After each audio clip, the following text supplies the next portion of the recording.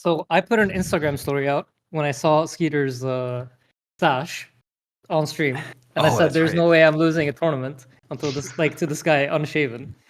And then he just popped in today, no beard, no mustache. Hey. And I basically just said I got bullied by my mom to shave. Oh damn! So you didn't do it for Aiden's benefit? No.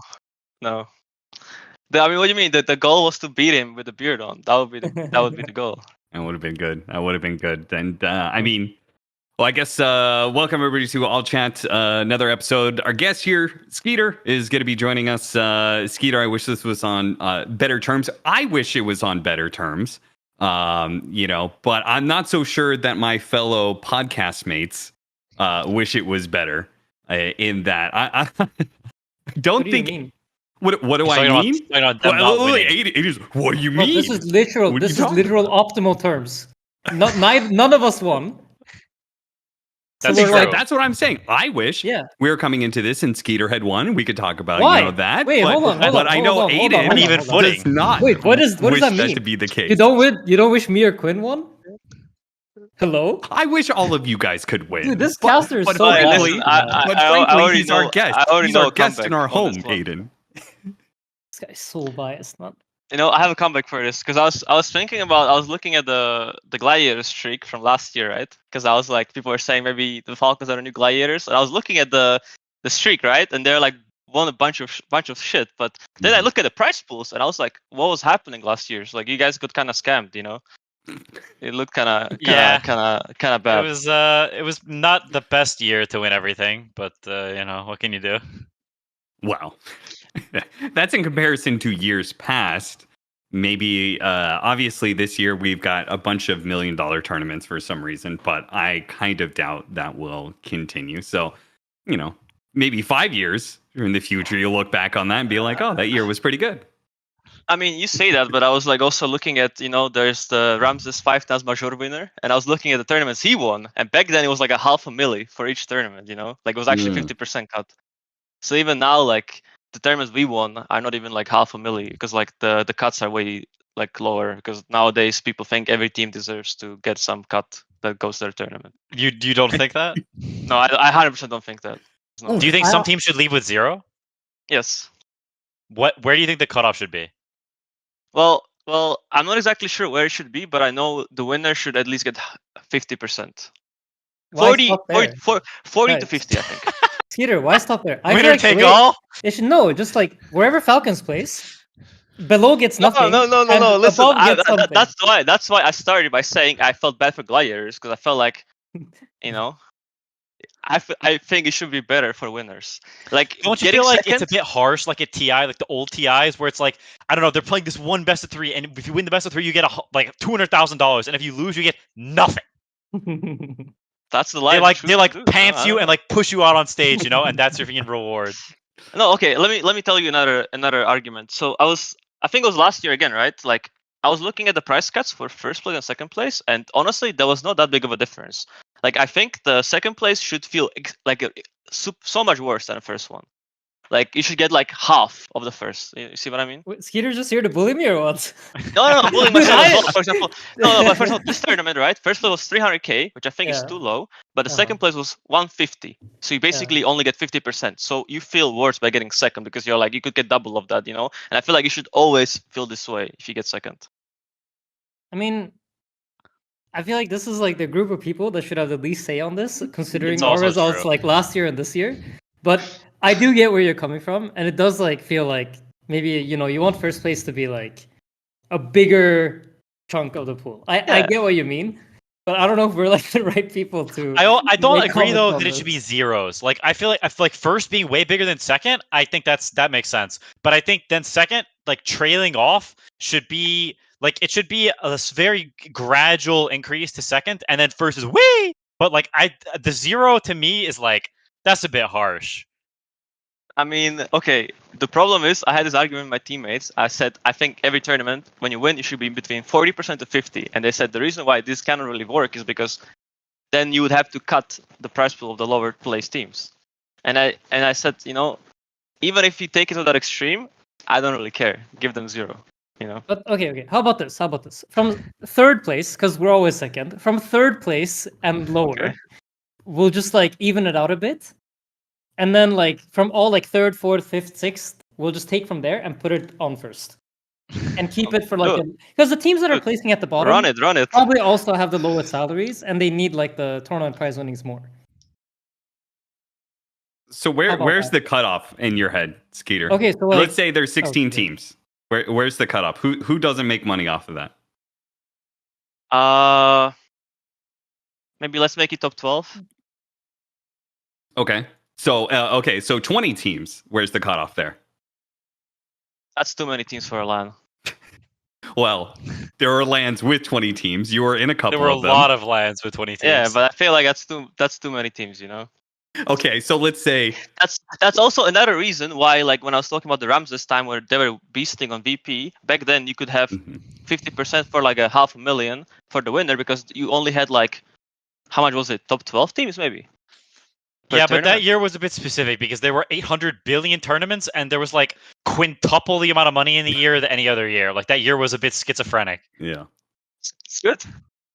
So it's good for you, yeah. I was talking shit. What do you mean? I didn't earn anything. I mean, hypothetically, it's good for you. Okay. Wait, so Skiter, give me for a 20 team LAN. How where's the cutoff there? All right, listen. I didn't think through it that much, so I don't want to say some some bullshit at this point. No, I feel like I was just asking simple. because at Riyadh Masters you placed 9 through 12. So I was wondering if you were saying you should have not made money for that one. For that tournament, we should have. You know, we had like the Saxa dropped out in the middle of the tournament. We had to AOI to step in. Mm-hmm. To us, that part of the year was, I mean, for me, I mean, for everyone was kind of rough because coming back to in preparation to Riyadh, we actually had literally 100% win rate in scrims. We did not drop a single game. So we are like going to the tournament extremely confident. You know, everyone is like feeling themselves. And then, you know, the problems that occurred. Saxa had to drop out, AOI had to step in. And then we did survive a group stage. We won like some freeway tiebreakers with like Shopify and TSM, I think. And then we kind of were slowly gaining confidence. And then we played against Gaming Gladiators. So we were like, okay, time to expose them for the frauds they are, you know. And then we didn't manage to do it. We lose. And then it felt like shit. Because those games, like, I feel like we just threw, you know. I mean, you know, in game 1 and 3, you had 100% win rate on Dota Plus both games. Yeah, that was some unreal crap. Because it would be like a great storyline for in that tournament. It didn't give a fuck about the money. It was more about we were so close to beating the giants of the season, you know, with the fucking coach as a stand-in, you know. That would be like a crazy storyline. Mm-hmm. But then, you know, it didn't really end up happening. So just to be clear to the audience, Skiter, you have walked the walk in that regard, in that you have played in some lands where you actually placed low and you did not get any money. The last one I looked up was Arlington. When you guys played in Arlington, Tundra, you guys bombed out of that one. There was no prize fund money below 8th place, I believe, for that tournament. Yeah, it's completely fine. Yeah. Okay. Fair enough. You and so you guys kind of agree with that then? No, I don't agree at all. I also 0% don't think I agree. Because I think the teams that need okay. There's like, let's say the top 8 placing teams have like good enough salaries that they can live off of them easily and live a good life. And I think like remembering back to like my earlier days, you know, if you're like placing last at tournaments, like the small difference between like, I don't know, 20K to 50K or like whatever, I don't know the prize money, but like whatever that amount is huge. It's like life changing when you're there. It's like the difference between surviving and like getting like not making it through a qualifier or not. But let me if you're like some SCA team or something, I feel like it matters a lot, and I think SA teams as well. So I feel like if anything, I'd be down to like the bet move placements at tournaments. You know, like 5th, 6th to 8th, like that range to lower it there, and then like keep the lowest amount and then increase the first place. I think that. But did you forget what happened that year? Like everyone was getting paid for DPC. Yeah, but that's gone now, though, no? Well, yeah. So. But very happy with that because basically everyone in Division 2 and Division 1 was getting pretty good money, regardless of the place. And I feel like that was bullshit. I mean, yeah, for sure. Like, I'm not against it, but Because I feel because like it was all the there for a money good that you reason. guys could have, because you two did pretty well last year. All the money that you guys could have had from those tournaments was basically spent on less fortunate teams in DPC leagues, because I think it was like 300k per each division. Yeah, something like that.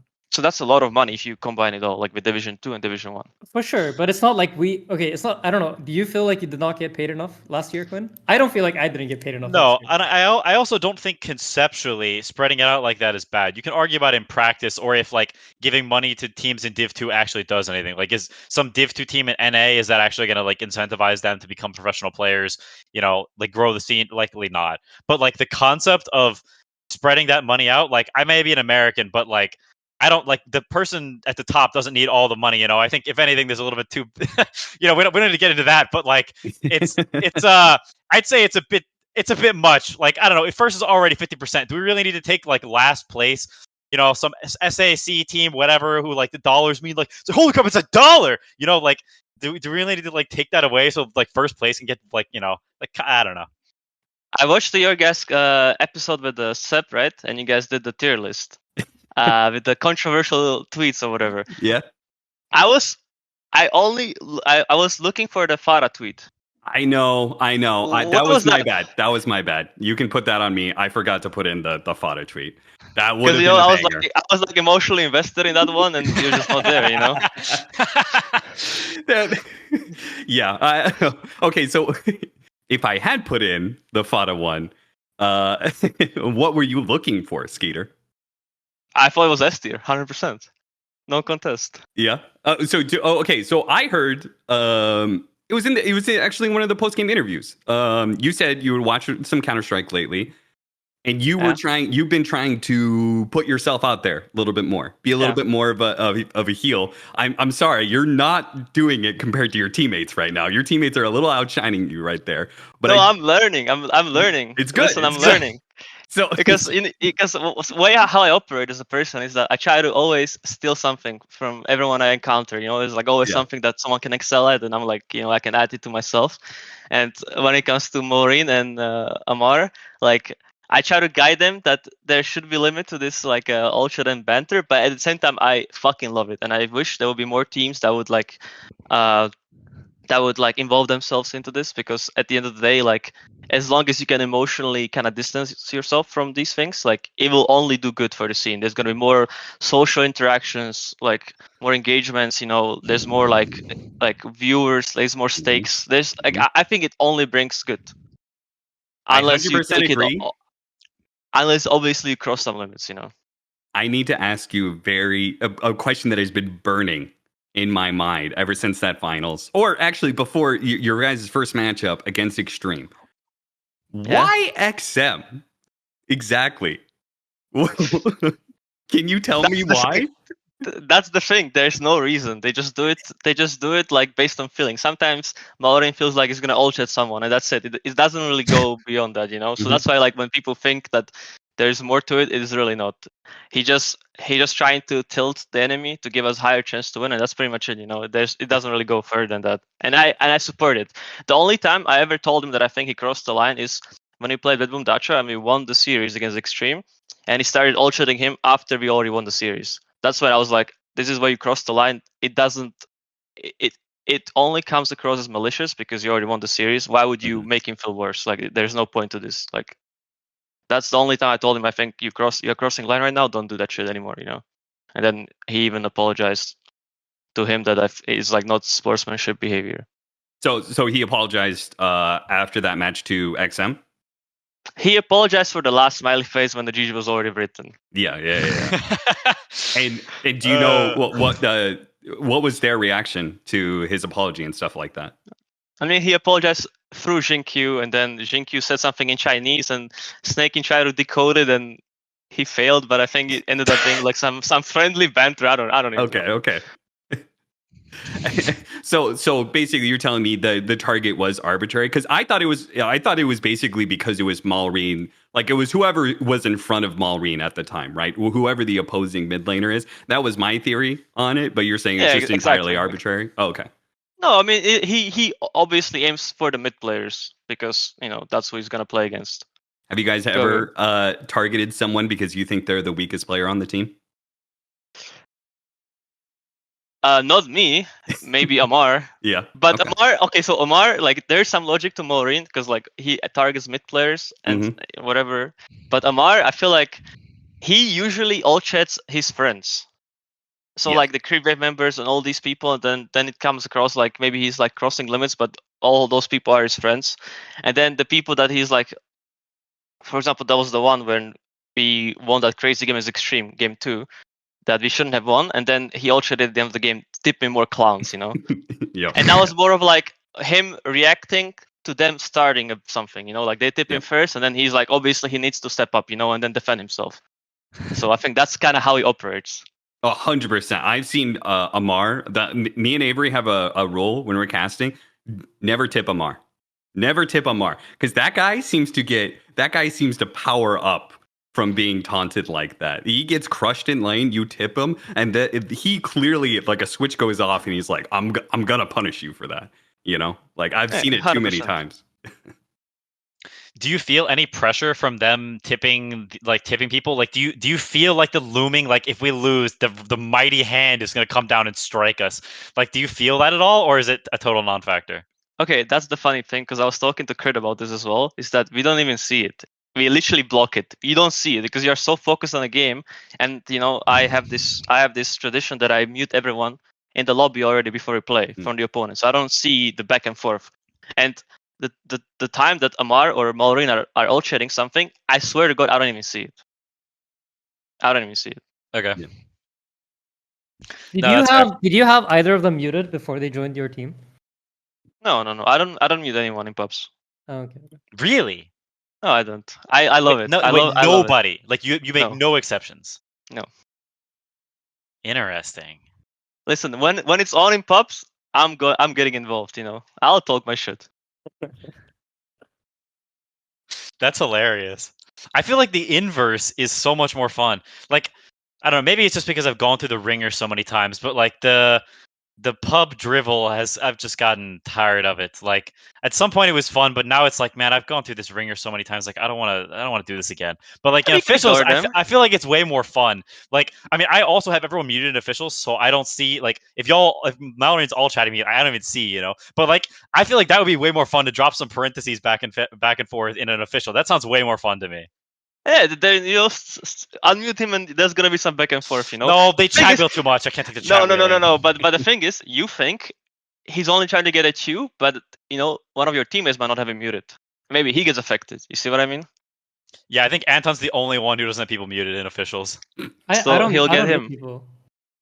I feel like if you're muting people, you already lost the battle.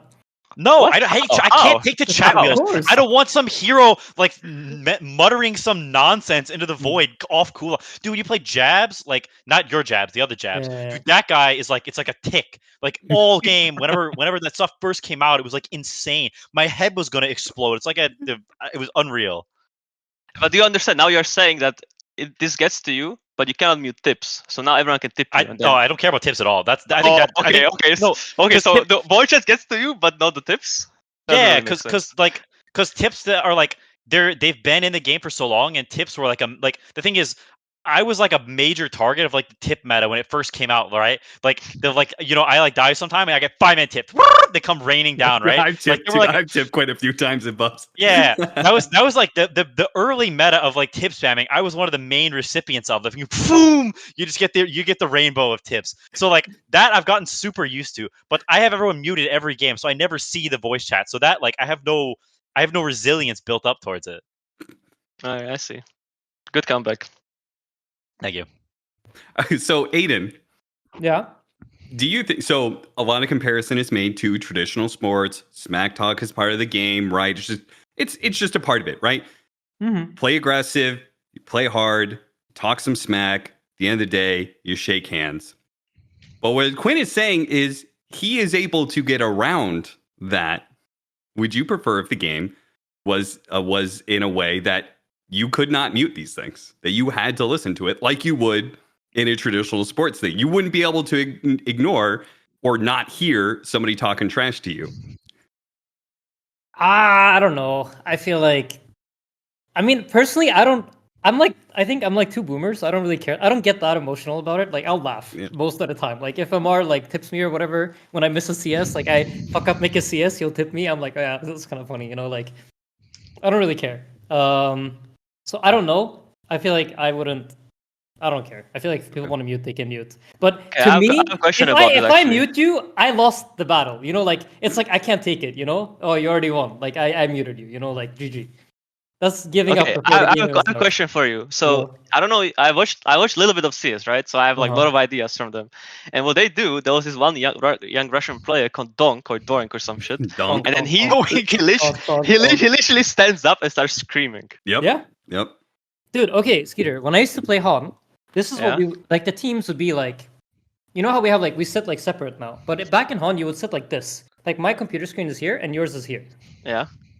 And when you killed someone, you would literally get up, stare him into his eyes, and just yell at him at the top of your lungs, at LAN. That's how we used to play, okay? And the crowd, like, we're sitting like this, yeah? The crowd is here. They're literally 1 meter behind you, like, just yelling shit behind you while you're playing. So I'm all for it. I don't mind. Like, all this, like, tipping and voice lining in game, it's super mild. Like, back in the day when we used to play at Dreamhack, No-Tail would have, he had, like, a thing that made, like, a noise. It would go, like... And whenever he would play like Rasta mid, and he would grip you, and you're sitting there for 8 seconds, you can't move, and he's just dancing on stage with this little thing going. As he's like, his team didn't lose tournaments, and they did this for years, and he's just running this shit in your face on stage at LAN. So like, yeah, I'm all for it. Why not? You know, like, if people enjoy it and people understand there's no harm, I think it, you know, it's all good.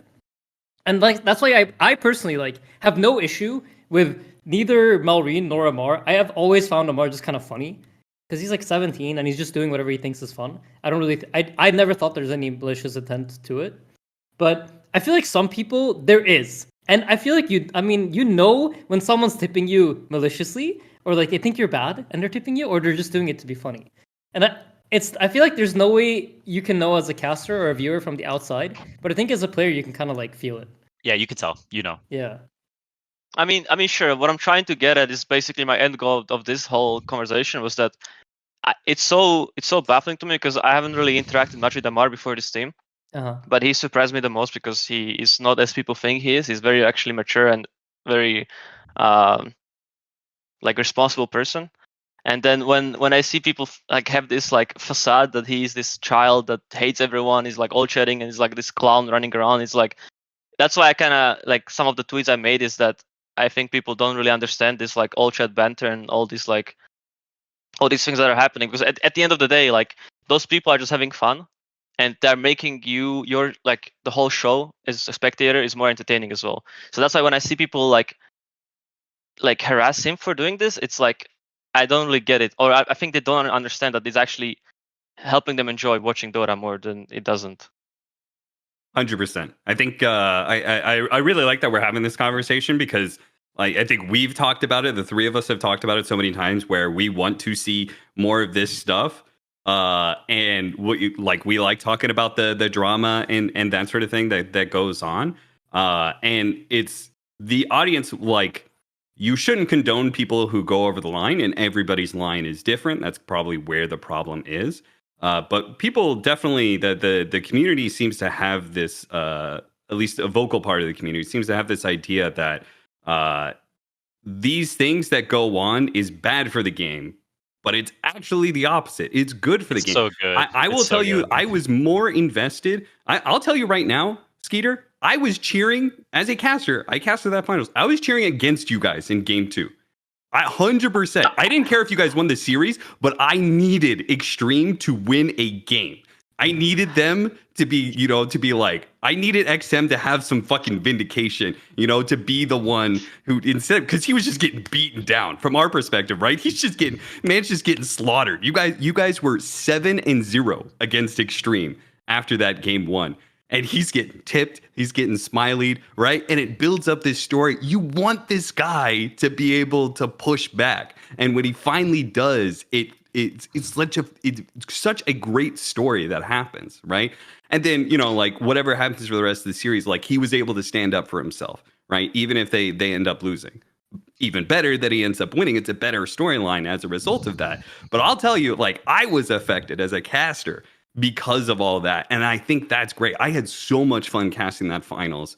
It's a remote finals. It's hard to get emotionally invested in remote finals as a caster sometimes because you don't have the crowd cheering, you don't have all that energy. And I was invested. That was one of the most fun finals I've ever casted as a remote caster. And it was because of what, Ammar and Marl1ne were doing. I think it was great. And it was even better because Xtreme they actually started biting back, I felt like. After in the upper bracket series, the semifinals, I didn't see quite as much, but I felt like every single time in the grand finals, when somebody dropped a smiley, XM would drop it right back, or they would be they would be more offensively tipping, right? And I thought because they were playing into it more, it was great. Yeah. I mean, that's another reason I'm talking about this is because I was kind of on every side of this because, I started kind of interacting with Dota as a fan and I watch all those like TI2. That's where I started watching Dota and kind of getting myself involved. And I've seen everyone getting so involved and invested in these games. I saw like clips of you like throwing the water, casting TI some game. I think it was TI6. That was TI9, I think. That was actually TI9. All right, TI9. But like these are like so fun games. And then I was also on the other side of this. When we were on Tundra, we were very game driven. We didn't really care much about like making game interesting. We just wanted to win. And so that's why like now I'm kind of on the different side of the spectrum, and it's like a different experience, and it's like so much like. It's so different for me, and it's so nice to just try something different and make it actually work. So why do you think and make it more fun? Why do you think you have hit that switch? Is it because you're older? Is it because you've watched other esports, or is it because you finally won TI, so you kind of like achieved a goal, and now you're a little bit more relaxed, or what is it? I mean, I do have to say, like when you win TI, it's kind of like I would assume every Dota pro player is trying to like win TI. At least that's how it used to be. I don't know how it's gonna be now with the whole new Rehad and TI interaction. Yeah. But that was always end goal of everyone. And then people after we won TI with Tundra, like some of the people in team had like a lot of doubts about what they want to do because they fulfilled the dream, and now they have like this whole void in them. And I would be fool to say I didn't really have the same questions as well, but at the end of the day, I always come back to the same conclusion that what the fuck else would I do? Like I have no other qualifications, and then when I take like a couple of days of break, I get bored and I'm like, what the fuck am I doing? I'm gonna queue Dota again, because it's actually something I can, get money from. All right, so I want to back up to the finals and talk about. Can you run us through a little bit of the story? So you guys started off. You guys had already beat Xtreme. Did you guys expect to see Xtreme in the finals in the first place? Or did you expect to see somebody else? I thought we're going to meet Liquid. I was like, okay, it's going to be like a repeat of the Red Boom Datra. We're going to play against Liquid and see how it goes. Maybe they'll be tougher. But then I watched, you guys lost to Azure, right? Azure, and then we lost to both of them. Yeah, Azure in upper and Xtreme in lower. Okay, so I thought that we're gonna either meet Liquid or Xtreme. So I wasn't too surprised meeting Xtreme again, and I have to say, like, they actually improved so much from the time we played them in upper bracket compared to the finals. And to kind of remind you, in the upper bracket, the second game we should have lost. Like they kind of, they had like the upper hand throughout most of the game, and then they made some mistakes, and then they gave us opportunity to come back. We had like 2% chance from Dota Plus to win. That was like crazy, and we pulled it. So yeah, I mean, I think they improved throughout the tournaments the most, and I think that's what makes the best team in each tournament. How much you can improve throughout the tournament. And so you guys went into that first game. I felt like you guys won that first game pretty handedly. I was actually a little bit concerned. I was like, oh, I hope this isn't going to be a 3-0. Did you guys feel that after the first game? I don't really, like, because I can tell you, we go back in time in TI10. That was like the first time I was playing TI10 qualifiers. We were in finals against OG. And it went into game 5. And I remember night before, we were like that qualifier. I don't think we dropped a single game. We already won against OG in upper bracket in the qualifiers, like 2-0. And that was like my first shot of going to TI, like actually close, being in grand finals of EU, which is supposed to be like the hardest region to qualify from. And I was already thinking about like, oh my god, I'm gonna go to TI. I'm gonna go there. It's like my dream. And then I remember these thoughts like actually fucked with me a lot on the time we played them. We ended up losing to them 2-3, which was pretty close. But so ever since then, I kind of took this lesson with me that I'll never ever think about the future of like what if I win? It's gonna be easy. It's gonna be hard. Like I just look at the game as it is, like from game, and have no expectations. If we lose, we lose. If we win, we win. I don't really care. So there were no real thoughts about like, oh, it's gonna be easy or it's gonna be hard.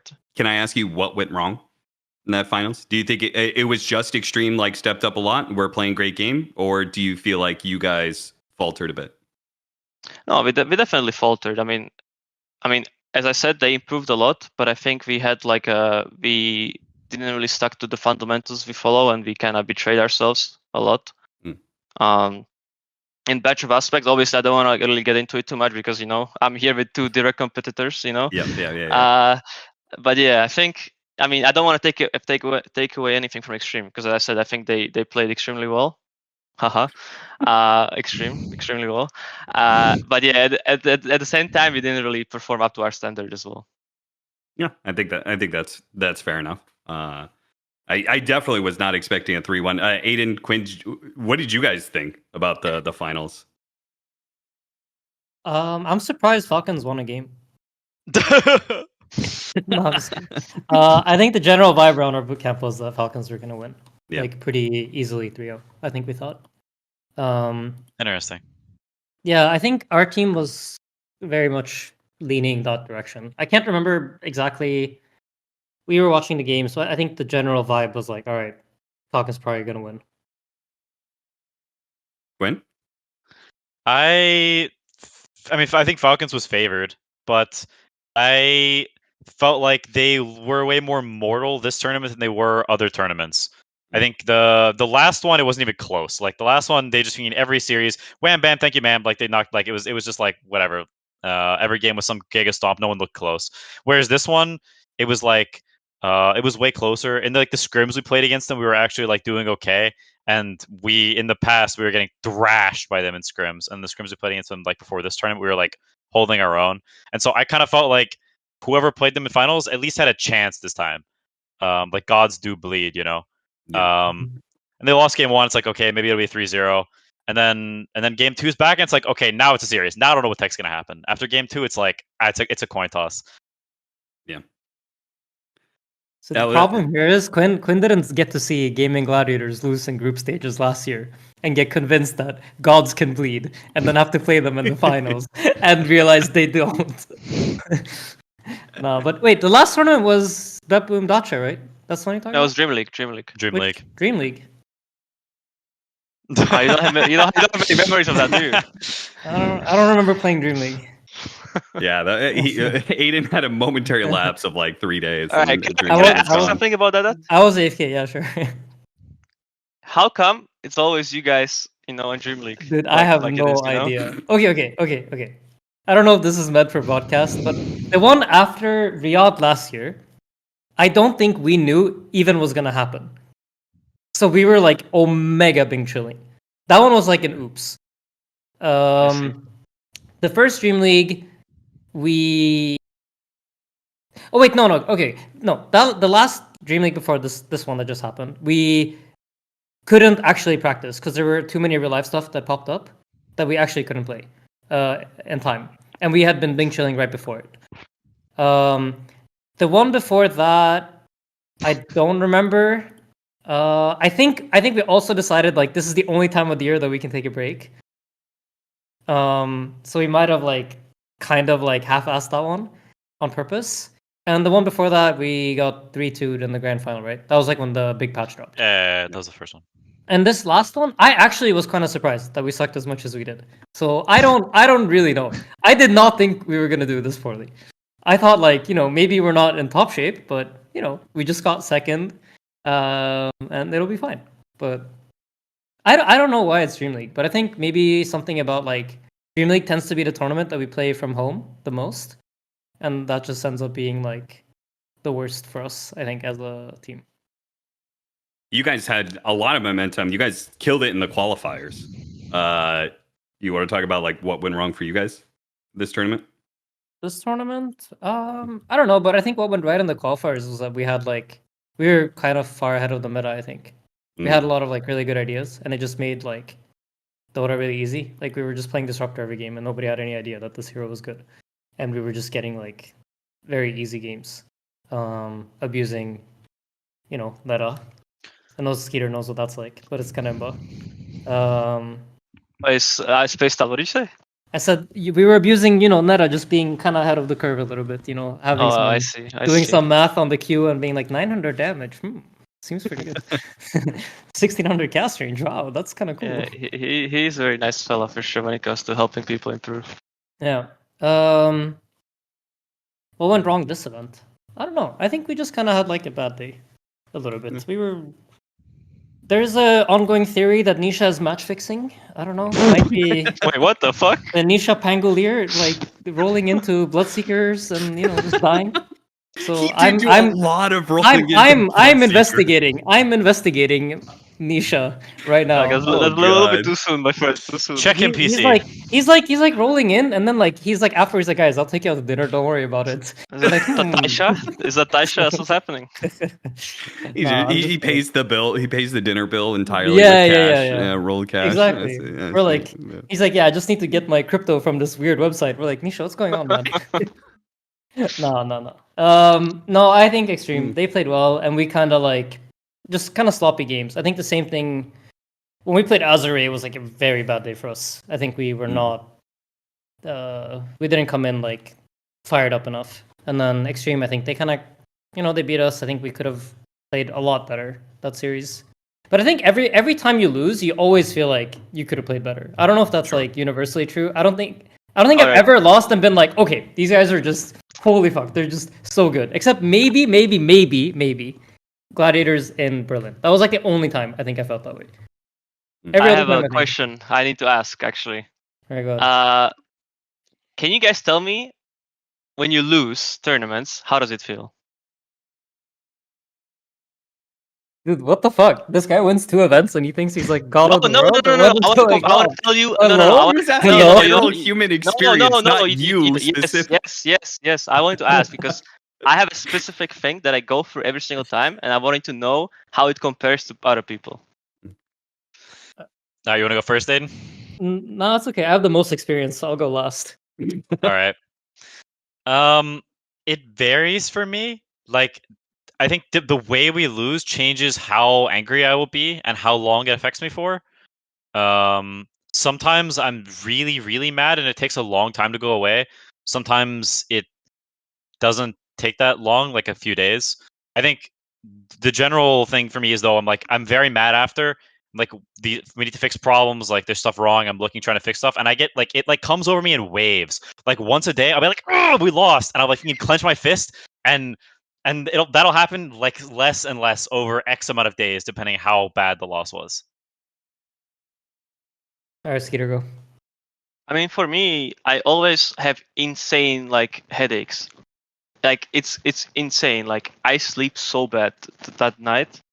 It's like I've never experienced anything like this. It's like some insane shit. Like I cannot, like I fall asleep, wake up in 2 hours. I cannot fall asleep. I feel like shit. I feel like I'm in some fucking terror. My head hurts like crazy. I don't know why. I'm telling myself nothing really happened. Like I'm trying to be grateful and everything, but my brain is like betraying me. Like it makes me feel so bad. I don't understand why it acts like this, and I'm like insanely confused. And it happens every single time. And it's pissing me off. So that's why I wanted to know, like, is this something that's just me or it's like a normal thing, you know? I don't really get like the physical thing. I think for me it's a lot mental. Like I think some events I feel really down because I feel like I played poorly and like I let the other 4 guys down. Because I think usually for me that's like the loss is like it just highlights like for me where I feel like I'm lacking. Is like I guess the main thing. And I usually feel a lot of guilt towards like, oh, I could have, done this better for my teammates or for that better for my teammates. And then depending on like Quinn said, like the way you lose, for me it's a mix of either like feeling really sad and feeling like you wasted an opportunity to accomplish something, or like anger and disappointment that you didn't like try harder or push for certain things in practice and stuff like this. Like I feel like for me a lot of the time, like when we have lost in the past, I felt like I can link it back to like something missing in practice that wasn't that we didn't know it, but we just didn't address it, kind of. So I feel like that's like usually like where the frustration stems for me. So yeah, mixed bag of frustration and anger and sadness, but nothing really. I've never had like a physical thing, I think. I don't think I've had a physical thing either. Yeah. Is headache physical? Like I thought it's kind of mental as well, no? No, but like you're saying your head physically hurts, no? And like that you can't sleep. I would say that's kind of physical, no? I mean, I think it's Skiter. I would say it's coming from mental stuff, but it's having physical. Yeah. Like it's a Right. physical reaction to like. I see. Okay. Yeah. But it would not surprise me at all if there are other players who felt that way. Out of curiosity, the one thing you didn't mention your mood. Are you more angry or more sad after a loss, or does it vary? I don't really get angry, but I'm usually a very talkative person. But when we lose, I kind of stop talking for like a day. I'm kind of just lock myself into it. And then usually I like to smile a lot and then just like have a friendly banter with anyone. But then people like with me, you can tell quickly that something is wrong because I'm not usually my like energetic myself or something. I'm just kind of just. No, I don't really talk much, and that goes on for like a day, and then But I know for a fact that every time I tell myself, it's fine, it's gonna be like this for a day or two, and then I'm gonna be back. I always tell myself like time heals, and that's kind of it. I actually have the exact same thing. Like I think I'm usually pretty goofy, and then when I lose, I'm pretty quiet, and then like people can immediately tell, like what my mood is like based off that too.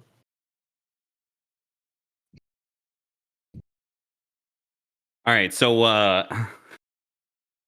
you guys have anything got real for a second here. Yeah, I got sad. I just think it's funny how different it is from tournament to tournament. Like after TI, I wasn't angry at all. I had no anger. I was only sad. I was crushed, but I wasn't angry in the least. But then I've had tournaments that like I'm not sad at all. I'm only angry, or like the length of it varies widely. Like I remember the Romania tournament, the Romania TI. I felt really bad, but like we were terrible. We had no chance to win TI. But like that one took like over a week before I felt normal. I think like I was like frustrated for so long, but like why am I so mad? Like we've been trash. Like it's the variety in it is so strange. I mean, when we missed the TI call, I mean we were awful that year, and we had Sumail stand in, and then Boxy came back last minute, and like the conditions were terrible. Our year was like the worst. But I remember missing that qualifier was like the worst point of my life. Like missing TI 10. I moved back in with my parents for like 2 weeks, and I was so depressed. I would wake up at like 7 p.m. just nonstop play pubs. I wouldn't eat unless my mom like literally brought me food. And I'm like 25 or 26 at this point. Like it was really bad. I'd been living alone for like 3 years or something before. I was mega depressed. And then like I think I lost like between 10 to 15 kilos of weight. Holy crap! Yeah, dude, I have never had more depression in my entire life than like that. The year that I casted TI finals as well, it was like everything was like in the span of like not making TI in the summer until TI finals was like the worst part of my life. And I remember I was so sad, and like it just didn't pass. And I remember when we came back to boot camp, we had just signed like Matu and Zai, and it was gonna be like the whole like holy shit, we're like gonna own now. We got the best players in secret, like let's fucking do this kind of thing. Well, you didn't have Nisha yet. I didn't. Okay, I meant like the best players, two of the best players in the world. We stole them from Secret, not Secret's two best players. And I remember the moment I came to boot camp, I just felt like absolute shit. Like it just brought all the depression back. Like just seeing the place again made it so sad. I think that was like the lowest point I ever got in terms of like how I felt. And the funny thing was like that was probably also like when we were the worst, and we should have like. We didn't deserve to go to that TI. Like Tundra, OG, all these teams were like so much better. But I remember it really, really, really hit. That one was really tough. Did you ever have any thoughts about retirement or like who am I going to be? Like, do I need to go to a different team? Or you had those thoughts? It was more like, because for me, I think a lot of the times it's tied to like should I be on this team with like Matuzai, Mikit, Boxy? Like, do I really belong with these guys? Like, because I remember for myself, I had so much self doubt after we didn't make TR that year, and it was like probably one of the first times in my life that I felt that way that strongly. Because I think everyone has a little bit of it, but to that degree that I could feel it at that point was like, because I was like, casting also did really well for me. Like people really liked me on Reddit, and I was like, oh, maybe it's time to switch. I'm getting old. I'm a fucking boomer. Yeah, no, it was definitely like I mean I went through all of it. I went through like the whole like maybe it's time to just leave Dota all together, go do something else. It was a pretty rough period, but here I am. So I decided to stay. Well, it's a good decision that you made that. Curiosity, has anybody else thought about retirement or thought about what your future looks like? 5 years, do you think you're still playing Dota professionally? Skiter? Skiter? Somebody? I kind of already not a lot of voices. I think I already answered this question. I don't think I'm qualified to do anything. Maybe I would dip my toes into streaming, but besides that, I feel like I will be a fucking failure. Like I have no real life skills, nothing like that. So hell no. Yeah, because how old are you? I'm 25. Yeah, you're 25, and you've dedicated a large part of your life to professional gaming. Of course, you don't have any skills outside of that, but you develop the skills in professional gaming. That means you have the prerequisite to develop skills elsewhere if you have the interest for it. The problem is you get spoiled. Mm. You see what I mean? Like you've done this, you dedicate so much time, as you said, and then you kind of got used to something, some like money situation or some lifestyle, and then if you were to do something from the scratch again, like I'm not sure if I could actually do it. Because I understand how much dedication it takes to do it, and then I would have to do it all over again. So that's why I would either play until I'm like shit, or I would try to stream. I'm not exactly sure what else I could do. I consider quitting all the time. So many years after TI, I've considered quitting. So many tournaments. Dota is. I don't. Maybe I'm just a wimp, but like Dota for me is like incredibly emotional, and like I hate losing. Like losing feels so bad. It takes forever for me to get over it. And winning just doesn't feel as good. It just wears off way faster, and it just doesn't feel as good as losing feels bad. So I always like sort of wrestle with this thing of like, aside from like the money, like is this actually worth it? Like I'm more sad, way more than I am happy. So is this a good thing to be doing in my time here? I consider that all the time. But if I quit, I'd probably just stream or do talent stuff. And do you think that you talk about the sadness and stuff like that, but the streaming world, we recently had a conversation with the Corp. I remember talking to him at Dreamleague. That is its own little like hell of sorts as well, right? Where he talks about like the brain rot and that sort of thing. You're still stuck in Dota in a way. Oh, I mean, I'd never stream Dota. I would slowly wean myself off of it and try to become a variety streamer. I think streaming Dota is absolute hell. I don't know how those two do it. I would be feeding soup in a jar if I was streaming Dota. +1. Okay, that's fair enough. We're closing up on an hour here, and there is still one more topic that I want to talk about. And this is not a fun topic, so it's probably best we're on a more serious tone right now. Anyway, people are kind of expecting us to talk about Taiga and everything that's come out there about betting and 322 match fixing and all that sort of thing. So you guys can say as little or as much as you want about that. But for anybody who doesn't know, listeners, so Taiga was outed through one of the Russian Dota YouTubers. He does a lot of like really quality content, and some of it is journalistic. And he basically has all of this proof about Taiga and the match fixing he did, whether a lot of times through First Blood, but sometimes full on matches. The match fixing that he was doing during his time on OG, and probably sometimes after that. There were further accusations about him doing it through other organizers more recently. And my understanding is Taiga has kind of said, yeah, the video is not 100% correct. But frankly, if it's 50% correct, you've still done something completely terrible. And I feel like the allegations are pretty true. There's a lot of backing to it. There's a lot of evidence behind it. So you guys have any thoughts about that? I guess I can just go first. I tried watching the video, but it's super tough because Tommy was on our team, and Tommy is a person that was quite close to us, and it's really hard to watch. So I kind of just will refrain from really saying anything. I'm just really disappointed and sad, and I wish it wasn't true, but it seems like there probably is truth to it somewhere. Okay. Quinn? I have two sides to it. One is matchfixing is I mean, it's the cardinal sin of competition. I think once you've done it, it's over. Like there's no one can ever trust you again, to whether it be teammates or fans or whatever. Like it's over. It's a terrible, terrible thing to do. It is the worst thing you can do in competition. And I think it just sucks that he did it because it's really bad. And I think it's sort of the other side of this, but doesn't take away from that, is the people who are continually dumping on him and trashing him and like going way over the top, I think are really cringe. Like the guy was clearly in a bad state and did something that's very bad and terrible, but I also don't think that means he's like Satan incarnate, nor should he be like dragged through the mud like ad infinitum. You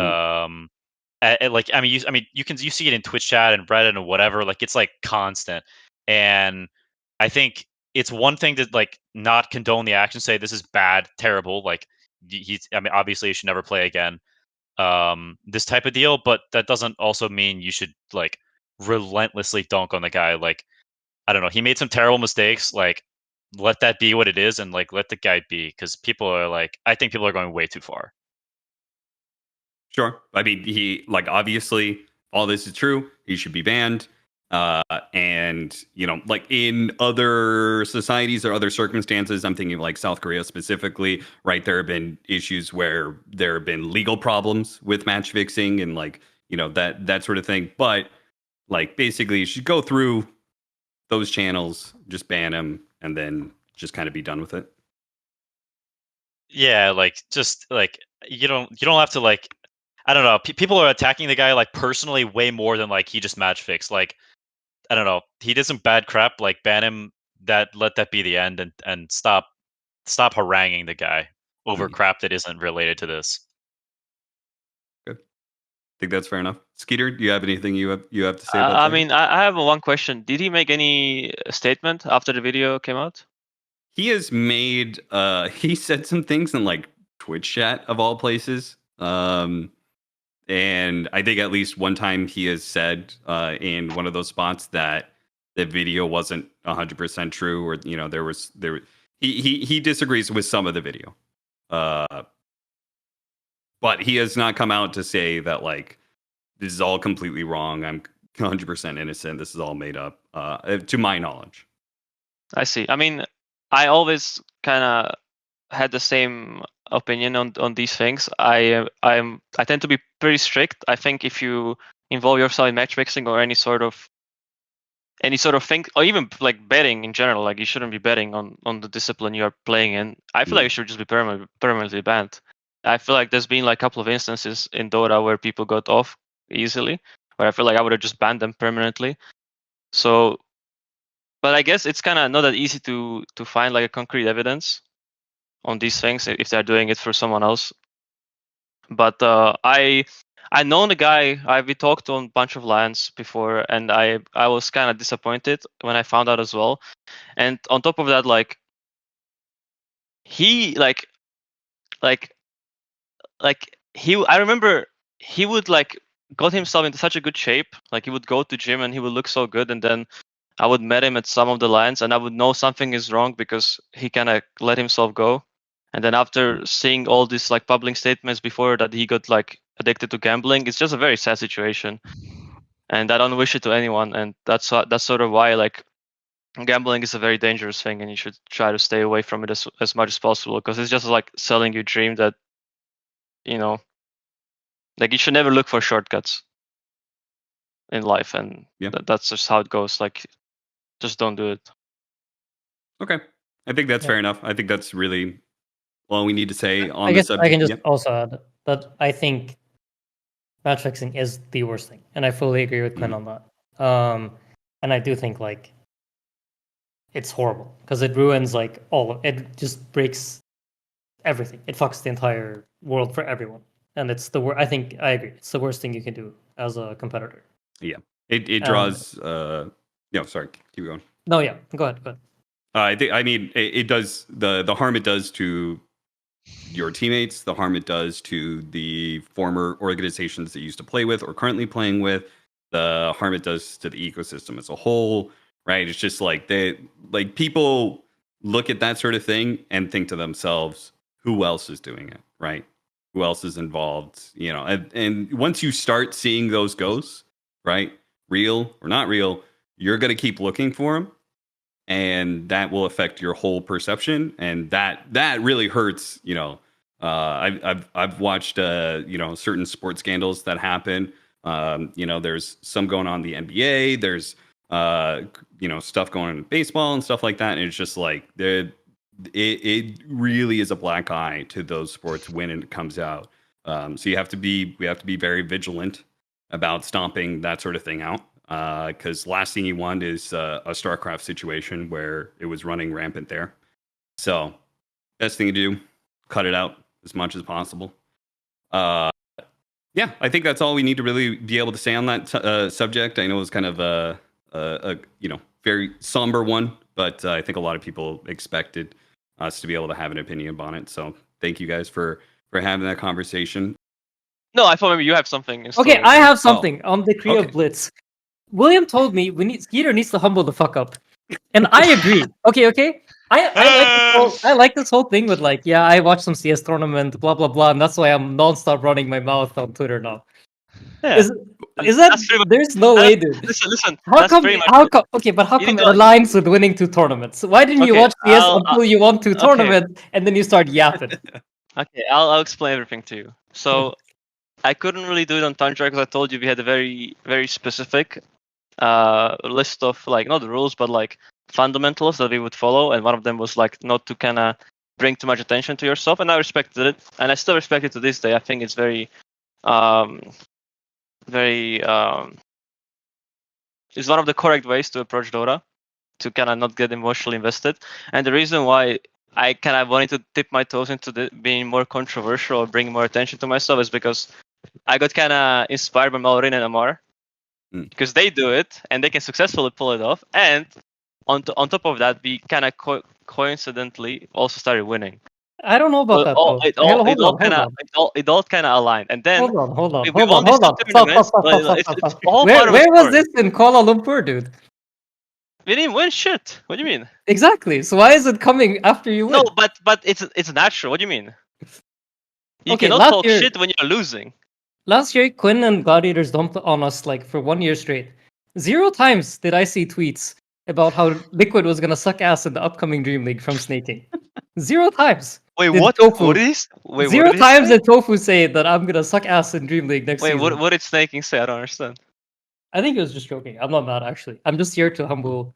Well, why not connect to me then? I mean, you guys both kind of went off on Twitter. No, but I'm telling you that's sort of why I think we are doing it, because we are like surrounded by different people, and then obviously if you're winning, I feel like your argument is just wrong. I see. You cannot be loudmouth when you're losing. That's just embarrassing. But I feel like Ammar always was loudmouth, you know? And I feel like even if Marl1ne is losing, the question marks are gonna be there. No?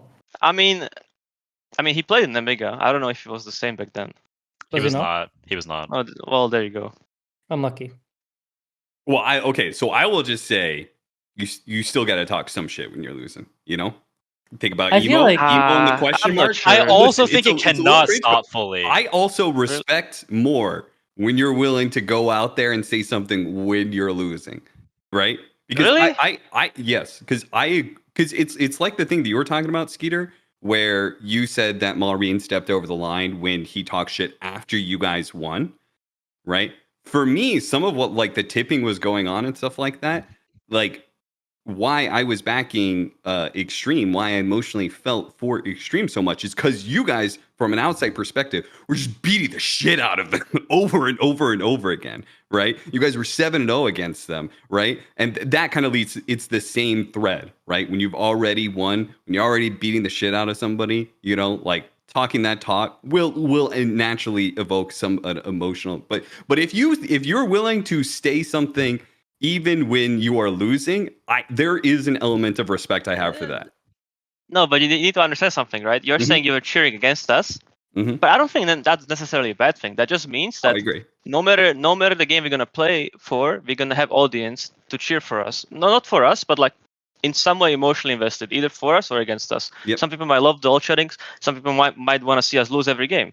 But that guy is gonna be invested into our game, and that only happens because we have these people talking shit. Yeah, like, I don't think we disagree with that at all. No, I think everybody agrees. I just think you need to, like when Seb was losing and he says it's a low skill patch. And I think it's embarrassing. That's like then you're true to yourself. You know, like you're actually like, holy shit. You know, this guy like he's the same, win or lose. It's not just because like right now I'm winning, so everybody shut up. Like let me explain. What's the problem when you are sucking ass? You're gonna put your head down, work as hard as you can to make yourself good, and once you achieve this status, then you talk shit. No, but what's the problem? What's the problem with that? While your head is down, you still say, "I'm gonna become king of the pirates." You know, punching down is easy. Punching up is hard. That's like imagine like okay, Skiter. Imagine like, you know, I'm like getting beat by gladiators, and I'm like, they're so bad. I'm gonna trash them next time I see them. You know, it's kind of hype. It'll make the tournament hype. You know. Then you're looking for like, and then I get 3-0 again. Okay, but this is why you are playing the fucking underdog card. You already have people cheering for you because the people want to see you win because, you know, like they want to see the big dogs lose anyways. Yeah, but that's what I mean. So might as well spice it up and then be the fucking villain. I mean, that's fine too, but then you should talk shit when you're losing, no? If you're the villain. I feel like if you only talk shit when you're winning, it's the ultimate like, how do you say this word? Bitch move. Like it's the ultimate bitch move. How do you say this word? I was looking for the right word, but what is it in Swedish? What is it in Swedish? I wanted to say okay. I was gonna say bitch move, or I was gonna say pussy, but I felt like I don't know if either of these are safe for broadcast. Oh, okay. So I took a second, and then I said, you know what? Fuck it. It's a bitch move. Because if you only talk shit when you're winning, nobody can say anything back. So that's why like you need to like run with it. Like this year, you just say like it's like the shit talk arc, you know, and you just do it all year long. And then, like, if you guys are losing, it's a low skill patch or whatever. And, like, you keep running with it, I will respect you more than if you only talk shit while you're winning. Yeah, dude, if you guys are in the finals and you guys are down 2-1, and Ammar at the end of the game is just like, just wait till next game, clowns, you know? Like game 3, dude, I'm just like, holy fuck, this guy's in. I'm ready. Let's go. I mean, the thing is, like, I think Ammar has been doing it the whole time. So I don't think there needs to be more of this, you know. I don't think you want to have like five people that are just constantly spamming something on chat or somewhere. Like, I feel like you have to have some moderation. Yeah. At the end of like, you know, at the same time, I kind of realize maybe I'm not built for this life. See what I mean? So, you know, we'll see how it goes. I do think, as somebody who has watched Dota for like 15 plus years now, I do think that you touched on something that I thought was very, very interesting. I think there is a philosophical difference. There is an attitude towards what it takes to win in Dota that has evolved over the years. And I really like that you touched. I think you were kind of touching on that, Skiter, where it was like, you know, you guys at Tundra just fucking, you guys had a less emotional approach to Dota, right? And you're saying you watched Ammar and Marl1ne, who were more emotional, and you saw that they could win doing it. Right?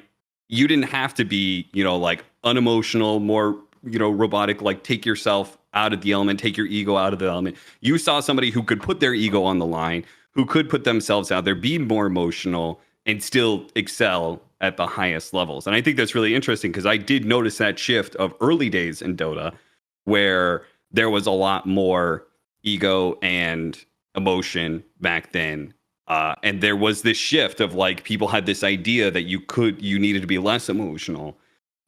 And I think it's interesting that you're now saying like you personally have seen where you can like, I can now kind of like go back into that. I don't have to necessarily hear what Tundra's ways were. I can elaborate on this. Like that is like a very, very good thing that I've learned is that I've won on teams where we are like just Dota driven, and then on teams like Falcons where we are more like open to trash talk. And that's what kind of proves to me there's multiple approaches to Dota, like mentality team wise, and then in-game fundamentals as well, and it just makes me feel like this is a very beautiful game, and it's just great that we have opportunity to play this. And they, like Marl1ne and Ammar specifically, they inspire me a lot just because of how different they are as humans, and we kind of like try to improve each other, and it's just a great thing that I can get to experience such a different vibe and still be winning. It's a great thing.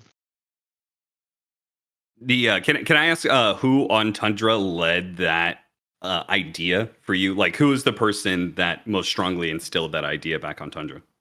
I think it was AOI and Nera. I think those two like were like very heavy on the whole like Dota, and like as efficient communication and as efficient gameplay as possible, and then everything else is just wasted motion.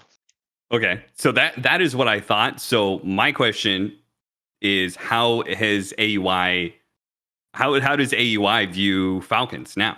Like working with Marl1ne and Ammar, what's his? How does he feel about it? He thinks they're clowns. 100%. But you can see like he has had a great impact on our team. Like we played the Kuala Lumpur tournament without him. We got top 6. Which it's pretty good result for like a starting team, but we knew we can do more. And then the moment he joined us, you can see like the success like started happening immediately. So the guy is like insanely valuable. Like I'm sure he could make any team he comes to coach better. Like just straight up. So I'm just very happy. From a team culture wise, do you think he helps bring balance? Oh, dude, that's the thing about him. He does everything. Yeah. Like no matter what you need to be done, he'll do it. Like you need him to fix the comms, he will do it. He need to fix the laning stage, he will do it. Some item builds, he will do it. Like he just does it all. I was gonna say and he's also just dope. He's just a dope guy too. He's a great guy. Oh, for sure. He's a character. Very nice guy. I was gonna say I think you'd need there's a balance to these things, because I think like if you do too much of like one side, like it's only about the vibes and zero about the Dota. I've been down that road, and I think if you go all the way to only Dota stuff, I think for some people it can be kind of draining. So I think having like a middle ground, and it'll be different depending on what team you're in. I'm sure like what you guys did on Tundra worked because it was like that specific 5 group of people. I don't think you can do the same thing with Marl1ne and ATF. Like I don't know, but like just from the outside, it would have to like lean in a different direction. I'm sure like if you told them like I'm gonna find you every time you all chat, they would lose enjoyment for playing the game too. Like it would. They'd probably tank the fines. Maybe, but the point is like I think you always have to adjust like where those lines go depending on the group. Okay, let me just tell you one thing. I agree with what you just said, but I would never go that route with fines. Like of course not. Because I did try like at the start of this team, I did try to kind of explain to them that, in my opinion, all chatting takes away the focus from the game. But after some time, I kind of realized maybe it's not the truth for everyone. So I just kind of, at the start, I tried to understand how they work. And I kind of understand that I just need to let them do whatever they're doing and what makes them feel good. Because if they feel good, they'll play good. Sure. Yeah. Do you think, is there any strategic element to the all chat? Because I feel like for OG, there was a strategic element to what they did. To the tipping and the sprays and that sort of thing. I already said earlier, like I empower Marl1ne in all chatting because I think, if they don't have it muted, I'm sure they're getting tilted from this. Like someone on that team is reading the all chat and then they're understanding, why the fuck is he triple Russian smiling facing me right now in the middle of the game, Why is this on my screen? I'm like, oh, let's fucking go. Someone is tilted, So the reason I brought this back up is I had a conversation with SVG recently, and he was of the opinion, and I wanted to field your guys' responses on this. He was of the opinion that the all chat and those things don't matter to the players. And what he felt basically was that championship players will not be affected negatively by these things. That the best competitors will not be affected negatively by these things. And if they're negatively affected by it, then they'll just mute and move on. Do you guys agree with that statement, or do you think it actually? I think it has more impact than he views it. I feel like the point is, when you mute the guy, you lost the battle. No, you didn't. You're literally saying, I can't take you. I'm just gonna mute you. Like, okay. You lost the battle. I have an argument. What if you just mute everyone before they do anything? What battle do you lose? Like, it's like, okay, that is a mentality thing, and then you're just like, you've given up, in period. And that's fine. That's like your permanent state of mind. Your permanent state of mind is just, I'm muting everyone. All right, all good. I get it. But if you're muting a specific person, like, oh, I'm playing versus Falcons, I have to mute Marl1ne and ATF, then you're losing the battle. Like, no, that one's fine. If you're meeting a particular person, that one I understand. No, sure. Yeah. Like, but nobody does that. Nobody does that. I'm sure there are people that don't mute everyone, but mute specific people. I don't know. I feel like almost everybody is none or all. I mean, my teammates mute, I think, mostly. Like, teams that chat a lot, I think they mute. But they already lost. Like, I agree with you. Like, if you mute specific teams, like, you lost. You're already thinking about it. No, but listen to me. Like, what I do in pubs, I do not mute a single person. But every time we play scrim in the lobby, I mute everyone. In the official, in the lobby, I mute everyone, and that's it. Because, like, for me, one is work and one is fun. When I'm in pub, I'll fucking talk shit. But once it comes to the work, like, no fucking around for me. Like, you're not gonna fuck with me with some old shit. Hell no. I'm just saying, okay. Let's see it from, like, the side of, like, the guy that talks shit, right? He loses nothing by talking shit. Either you're muting him or he's, like, talking shit to you. He always loses some focus. I disagree with that as well. Quinn, no way, dude. No, for sure. Also, the thing is if there are some people who would not be able to pull off the all chatting that Ammar and Marl1ne do, because if you're afraid, if there's any thought in your mind that has like a fear of the a hand striking you whenever it comes back, like, then it will affect you more than it affects them, I think. Yeah. Yes. But I think, okay, the point here was, is it a competitive edge or not? And I think it is. It is, 100%. I think it is a competitive edge for the people that can pull it off and, like, dish it out and take it back, and, like, it doesn't affect them.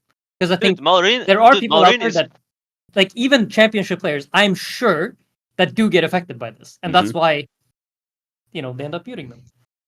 But I'm not putting anyone down. It was the question of, is it a competitive edge or not? I think it is.